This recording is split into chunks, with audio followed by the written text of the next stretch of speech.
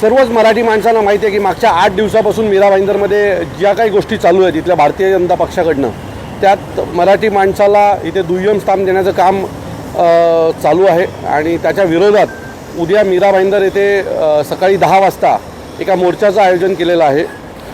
काही वेळापूर्वी माझी पत्रकार परिषद सुरू होती आणि पत्रकार परिषद सुरू असताना मला एक नोटीस आली आणि ती नोटीसमध्ये मी आणि शहर अध्यक्ष संदीप राणे आम्हाला दोघांना उद्या आज रात्री 12 वाजल्यापासून उद्या रात्री 12 वाजेपर्यंत मीरा भाईंदर येथे येण्यास बंदी आहे। मला माहीत नाही आहे सरकार मराठी माणसाच्या बाबतीत असं का करते। ज्या व्यापाऱ्यांनी मोर्चा काढला त्यांच्यावर कुठल्याही प्रकारचे गुन्हे झाले नाहीत, परंतु आम्ही मोर्चा काढायच्याच आधी आम्हाला घाबरवण्यात येतं आहे।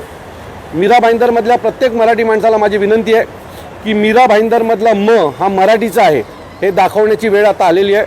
त्यामुळे मीरा भाईंदरमधल्या प्रत्येक मराठी माणसाने तुमचं अस्तित्व टिकवण्यासाठी आज ह्या लोकांनी एक वातावरण तयार केलेलं आहे की मीरा भाईंदरमध्ये मराठी माणूस कमी आणि बाहेरची लोक जास्त आहेत। सो या सगळ्यांना उत्तर देण्यासाठी मीरा भाईंदरमधले जेवढे भूमिपुत्र आहेत, जे स्वतःला मराठी मांडतात, जे मराठीवर प्रेम करतात, अशा प्रत्येक माणसांनी उद्याच्या मोर्चामध्ये सहभाग घेऊन कायमस्वरूपी मीरा भाईंदरमधल्या नेत्यांना दाखवून देऊया की मीरा भाईंदर देखील मराठी माणसाचं आहे।